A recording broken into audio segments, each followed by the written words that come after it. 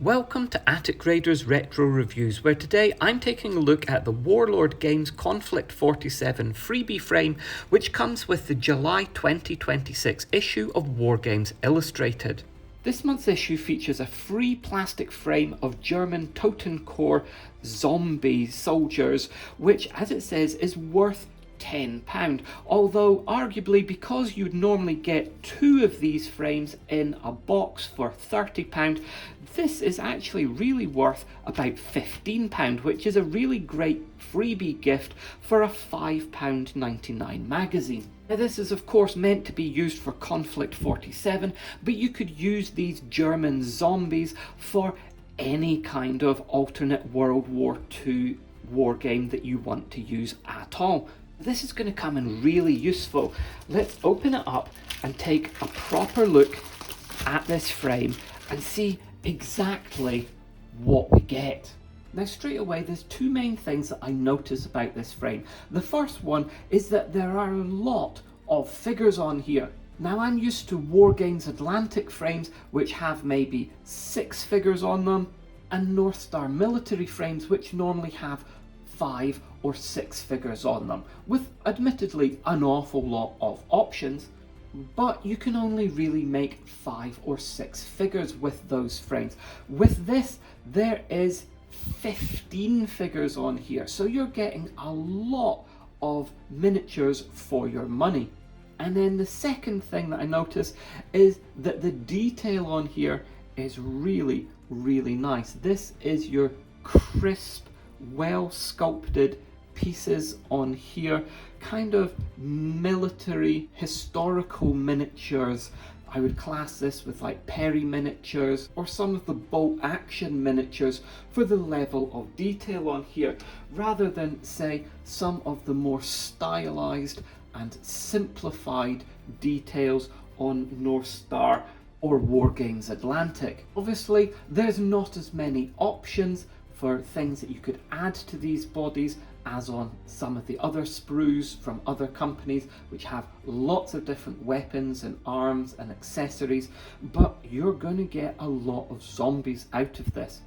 You can see there are quite a lot of heads. There's heads not just here, but we've got heads here as well, so there's going to be a lot of options, but I suspect looking at this that there's only going to be enough arms to fit out every zombie with one pair, with nothing left over. But I'm going to clip everything off of here and take a proper look to see exactly what we get. Now, before cutting into this, I did actually take a closer look at the magazine, and I'm glad I did, because it's got a really, really useful information page here. You can see the whole sprue is laid out with numbers, and it tells you what each of the parts are, because this is not as modular as a lot of other freebie frames. It does make up specific figures. You can see here when they're put together, there are 6 Axis uniform figures, which are the German ones. There are 6 US uniform figures that come with it, which makes up 12. Now, out of the 15, that leaves 3 more. So the other 3, well, we have got one which is a US one, and he is one of their special flying guys. That is the Firefly bodies. So we've got the Firefly who's on here with his special Firefly backpack. And the other 2 that we've got are these 2 German ones here, and these are Schwertruppen bodies. Basically, these guys are much more heavily armoured. Now, as far as I'm aware, Konflikt 47 does not actually have any new Schwertruppen figures.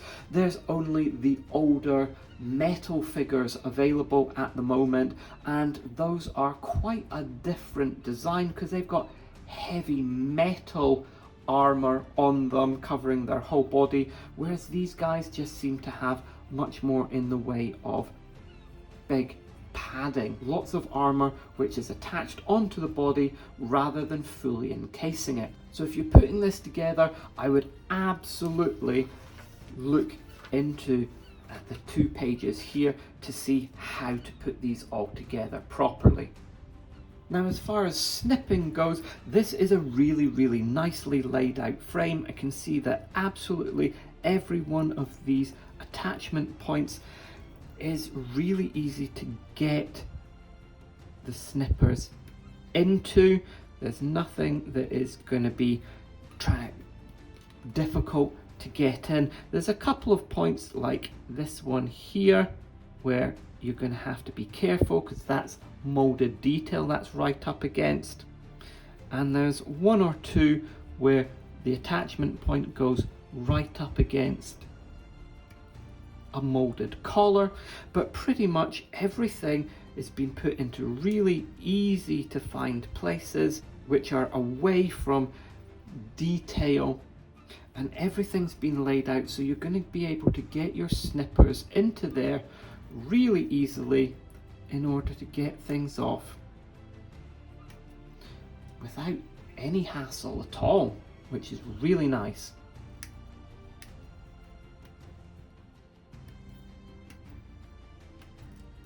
Overall, I'd say they've done a really good job on the molding of these. I've checked over all of these, and the mold lines, the flashing on these is pretty much non-existent on these 13. These 2 are the only ones that really have significant mold flashing on them in here, and particularly on the inside of this leg here. That's going to need cleaned up, and there's some along this fairly flat surface here that's going to need cleaned up, but other than that, all of these ones don't really have any at all, so they've done a really good job here. Now, even if you don't have the magazine and the guide, it's really easy to separate the bodies out into the Axis and Allies, because the Axis have got these normal straight belts, whereas all of the Allies have got the pouches going across the belts, which makes it really easy to separate them. And then of course we've got our Firefly over here, and our 2 Schwertruppen armoured bodies over here. I really do like the variety that we're getting on these. Both Axis and Allies have got great coats on them, but they are quite distinctive and different. For example, this guy's got his guts hanging out. There's lots of nice little touches. Again, we've got intestines hanging out here.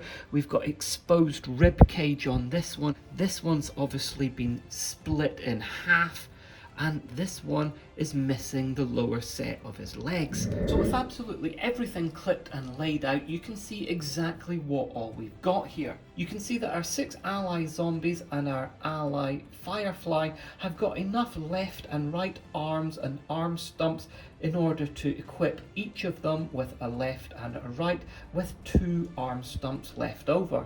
And our 6 Axis zombies and 2 Axis Schwertruppen have got enough arms in order to equip each of them with a left and a right, with 3 left over. Because one of the things you'll notice is that this body over here does not actually have spaces either side for an arms to attach to. It's not flat. This has got sculpted detail on each side, so he's supposed to be missing his arms. Same with this guy over here. He has got sculpted detail on this side here, so there's no flat area for him to attach an arm to, so he's only supposed to have 1 arm.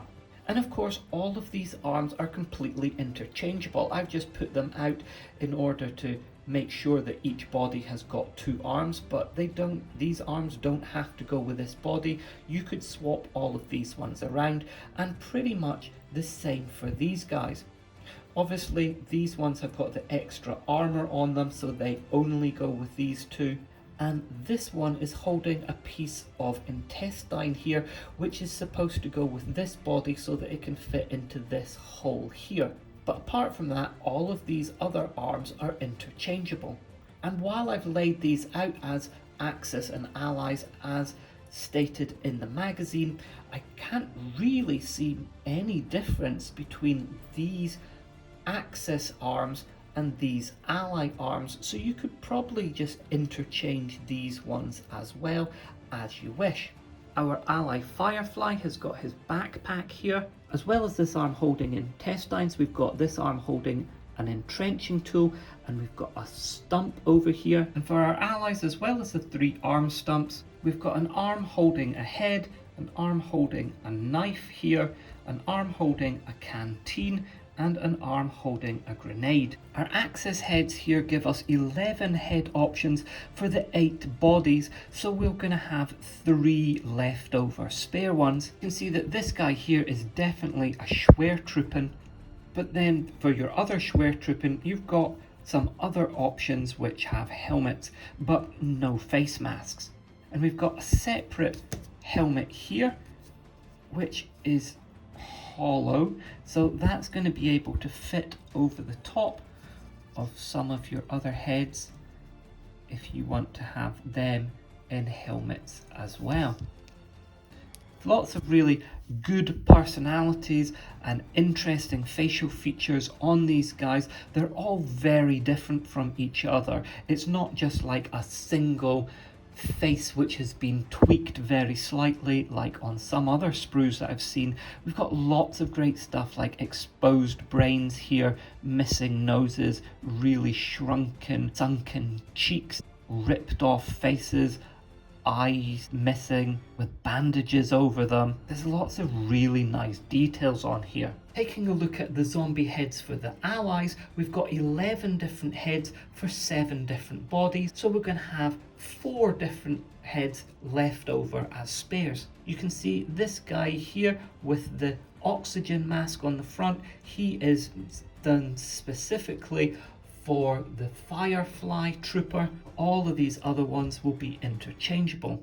And again, we've got lots and lots of different variations on these heads. There's lots of different things going on here, like this guy is missing half of his face, half of his head's been blown away here, but we've got lots of other good expressions on here, and we've got lots of camo netting on these helmets here. Again, lots of good stuff. And this guy with his Firefly helmet on, where part of it's been blown off. So I'm going to have a go at gluing these together and seeing what we can come up with. As I said before, there's a tiny amount of mold lines to scrape off before gluing, and then it's just a dab of polystyrene cement in order to get the arms on.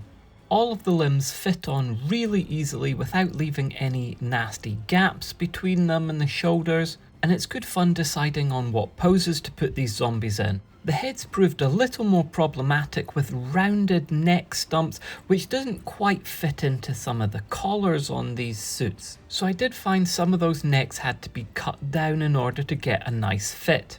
Now if you buy the Totenkorps box set, it does come with bases, but this Freebie Frame does not. So for these I've just used some double-sided maths counters, which I use for a lot of my miniatures. And you can get big bags of these online for really cheap. There's 1 or 2 of the miniatures which have a very small single point making contact with this base, but overall most of these figures have 2 feet making contact with the base and are nice and secure.